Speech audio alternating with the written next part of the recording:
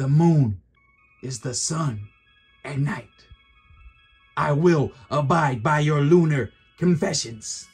Well, what it do, comic bros? It's your boy Super Sean, and this is Power of Comics. And today we got MARC SPECTRE Moon Knight Volume 2 by Terry Cavanagh with Ron Garney on the art. And yo, this is very, very special to me because I have been waiting for MARC SPECTRE's Moon Knight since Volume 1 dropped. This is the 80s, 90s run, and it is precious and it is dear to me.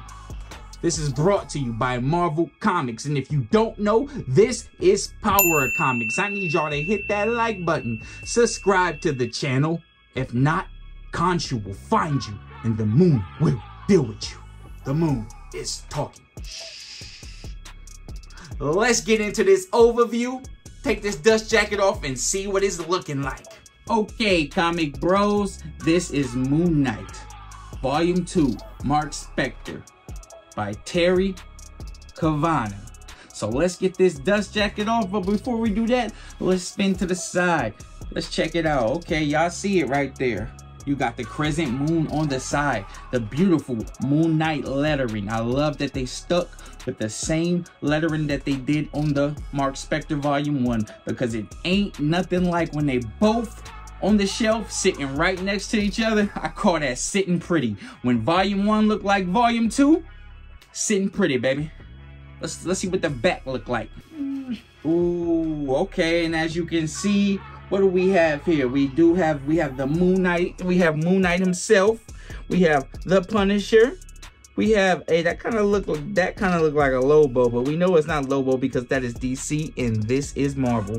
So yes, but anyways, yeah, a crescent moon on the back.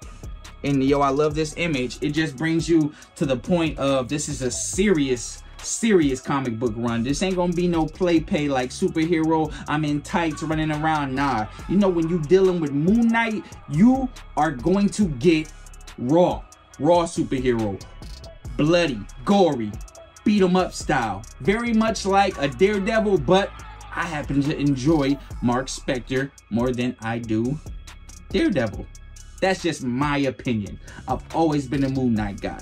So yes, so let's get this dust jacket off and see what it looks like under. Ooh, and it looks just like Volume 1, people. Just gives me a very, very feel of, how should I say this? The occult. Like, when you think of dark magic, you think of, oh, you pick up a black book with an insignia with a crest right on front, right? And you got that crescent moon right on front. So it does give me that feel. And yo, with the allure of Khonshu and the Egyptian gods, hey, what better way to do it than this? I called it Marvel if nobody else did. This is not a plain design. This design is very fitting to the story, to the character, and to the background and the allure of the god Khonshu. Very occulted-like, very dark magic-like. I love it. So, not much to see here, really. Let's get this thing open and see what it do. Very stunning image of your boy Moon Knight. You know what I mean? Lurking in the shadows. The moon is my brother, and I am the moon's keeper. I bathe in lunar bath. I bathe in lunar water. I'm about to have fun today, y'all. So look, the writers are Terry Cavanagh, Doug Munch. Woo! Doug Munch, actually a very, very known Moon Knight writer. He kicked off the first series in the 1980s. And yo, people kind of like play catch up to him after that. Howard Mackey, Chuck Dixon, the boy Chucky. Chuck Dixon actually did Volume 1. Christopher Priest, Ron Garney, Michael Higgins. Ron Garney also did some of the art on here. Too many creators to name, a plethora of creators. The front cover was done by Stephen Platt, and the variant cover right here. Well, actually, the variant cover that I showed you was done by Stephen Platt, and the regular cover right here was done by MARC Teixeira. So we got a table of content page. We always need that table of content page. Oh, and this is why you always got to open your Omnis up, because you know it's brand new, and look how it looks when I open it up. You see that? They did not cut that right. Maybe I should send it back, man. What's good? What y'all think? Send this back and give this one out to somebody. So we got the table of contents right here. It looks dope. Oh, let's jump into this first issue, and already, boom, 90s. You can tell it. You can tell it much. It looks amazing. This is one of my favorite style of art, of era of the comic books. I love it, especially the Moon Knight stuff. So yeah, let's talk about volume 1 first, so we can get in some context about volume 2. So in volume 1, he faced it more, you know, street enemies, Bushmaster a lot, and you know, my favorite one was the Scarlet story. I love when they can tie Moon Knight into Egyptian lore. I love when they can tie the Khonshu stuff in. That's what really makes this series great, when you can kind of ground it somewhat in reality, somewhat into the occultic stuff. I think that's what fits it the most. That's when you get the best out of Moon Knight. And this very much kicks off with the mansion being blown up. Somebody's already trying to get at Mark Spector. Ooh. Nefertiti. Somebody's already trying to get at Mark Spector. Now, he doesn't know who it is, obviously. He's hunting him down. But there are a mysterious cult that has been formed. They're called the Cult of Khonshu. And it's very much, you know, they like to worship the Khonshu, worship the moon, and all that stuff. So this is very much an obsessive cult, and it brings your boy Punisher in there, because this cult has not only been, you know, terrorizing humanity, but they actually got their hands on some military weaponry that can really hurt people. So Punisher is on the job, and he's hunting these dudes down. And you know, Punisher, he's not really gonna play no games with nobody. He actually needs Moon Knight to police him. And you know, Moon Knight will beat you to a bloody pulp. So if Moon Knight's doing the policing, then yeah, you are in trouble. And this is where we see the character Nefertiti. I think this I think it's very much a play of Nefertiti, which is dope. Like I said, they're using that Egyptian lore again. So yeah, I believe she is the head, or she started up this Cult of Khonshu. And we get the Blood Brothers as the first arc. It's 1 of 4. And as they track down these weaponries, he teams up with Punisher to track down these weaponries, right? And then through all that, it leads him to fighting this code. It leads him to a very familiar foe from volume 1. Randall Spector. Yes, Mark has a brother, for you guys that did not know this.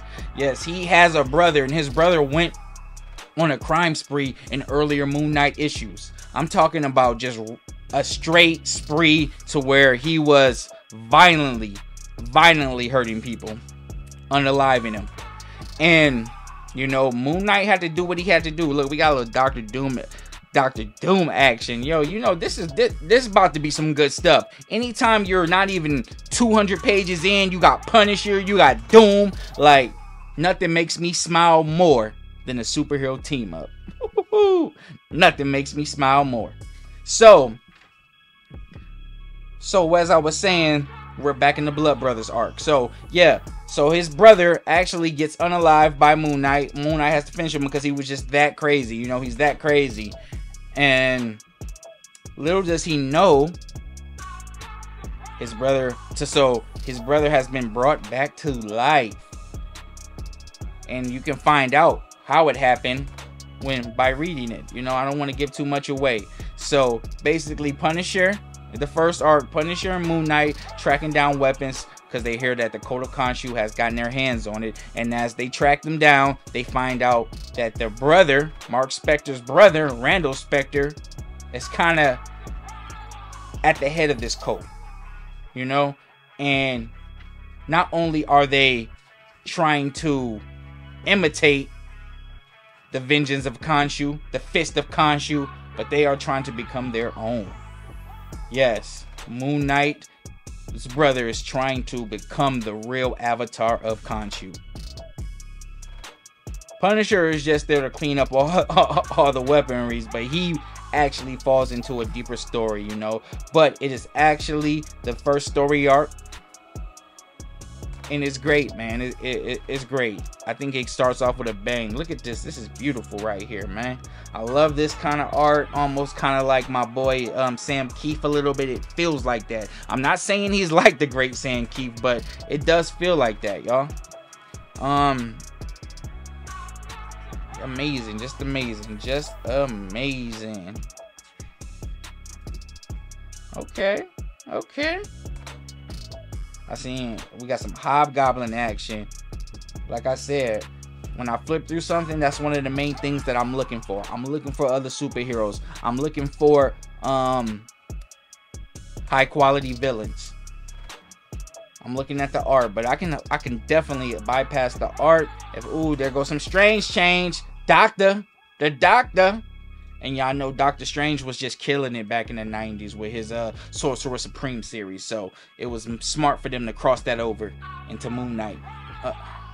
With the whole Midnight Suns thing. We need a Midnight Suns omnibus, y'all. What y'all think about that? We definitely need a Midnight Suns omnibus.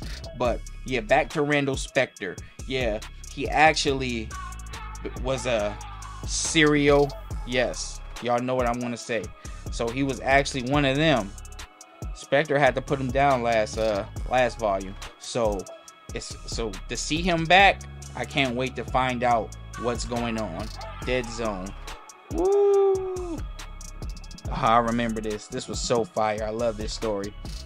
People were pretty down upon this omnibus, but I don't understand why. I mean, they said I heard people say they can wait for it. Look at that. We got the Avengers.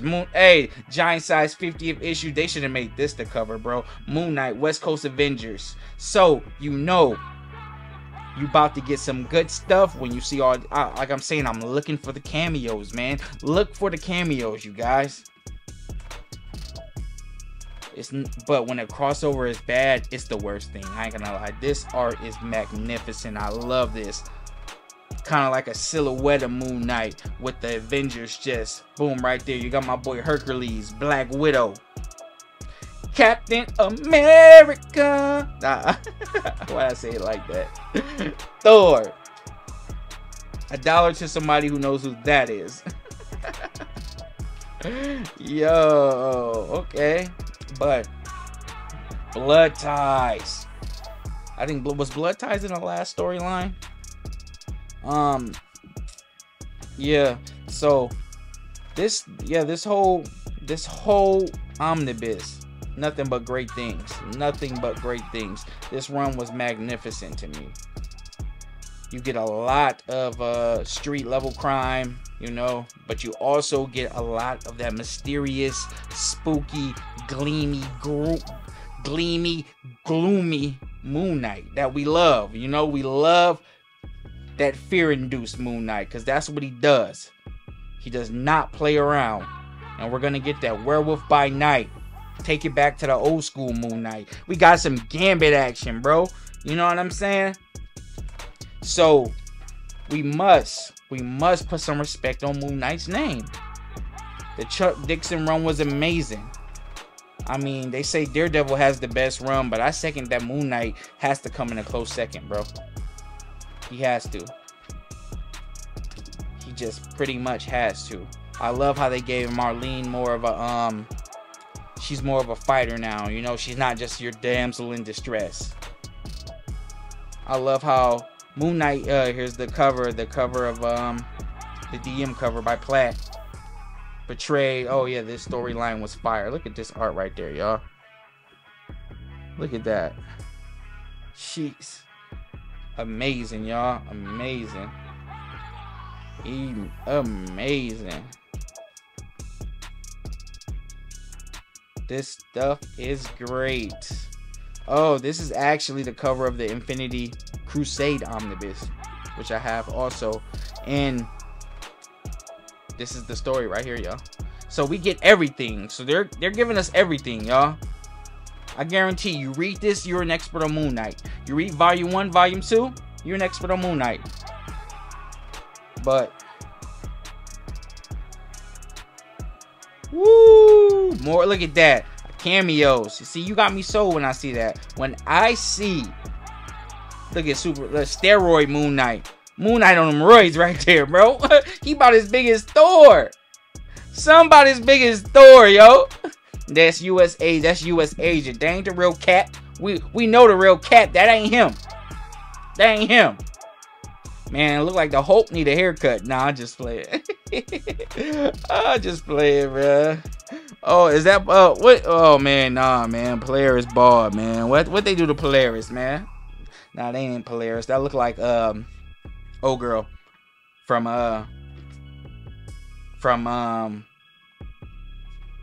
damn, where's Thor's Homeworld? Y'all know what I'm talking about. Thor's Homeworld. Ooh, hold on. I gotta go back real quick. Flip back. With that, I love this. I love this art style. It's just so different. I haven't seen nothing like, hey, they got the white eyes. The Baki. Where you think Baki got it from, bro? Where you think he got it from, bro? With the white eyes power up, yo. Fire, fire. I don't. We even got a Moon Knight. Even got a death in the family story, y'all. Let me go back and show y'all. Boom. Death in the family. Terry Cavanagh, man, he pretty much showed out on this. I loved it. I'm not gonna sit here and say I didn't. I know a lot of people didn't, but who cares? Cause this is my overview and my channel, you know. But I am somewhat of a Moon Knight fanboy. Like, I was so brokenhearted when they cut the show. I was so brokenhearted. Bushmaster, isn't it? And it just seems like Moon Knight's villains are just people that just go crazy. Like, you can honestly see his villains in the real world. They're not like shooting lasers out their eyes or nothing like that. It's the Khonshu, the Avatar. You know, you can honestly see real people becoming Moon Knight villains. That's what I was telling you about. Scarlet right there, y'all. Oh, written by the great Doug Munch, bro. Okay. Okay. Yeah. Yeah. Let's see if we got any extras, y'all.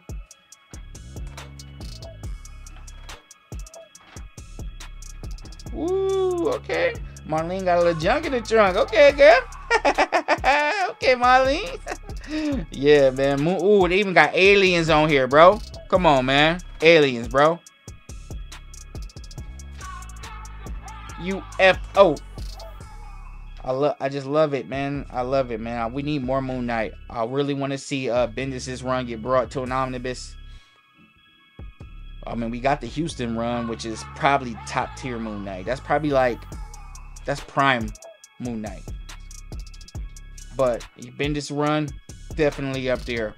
Jet McKay, we're already getting the Jet McKay omnibus, and we just got so many great Moon Knight chapters that need to be put in the omnibus treatment hardcover format. I love it. So let's see if we got any. Ooh, we get some Black Panther in here, bro. Come on, man. Is there a question of if you should get this or not? If there was a question, come on, man. Look, Black Panther, the Pantheon. Woo! So let's get to some extras, bro. The mysterious Moon Knight horrors, the Hobgoblin. Okay, dope. Okay, yeah, we got some extras. Tashira, Stephen Platt, just some extra covers. Okay, I like this. I like this. I love seeing the work that's behind the scenes because I know this is a lot of work, and I commend them. I commend them. Ooh, the female Moon Knight, bro. Oh, I want this. Gotta be. Is she called Moon Knight? Is she called of Khonshu, the Avatar? The moon is my leader. Let the moon guide you. The moon in my spirit. The moon is the son of the night. Ha ha ha ha ha. The mighty moon.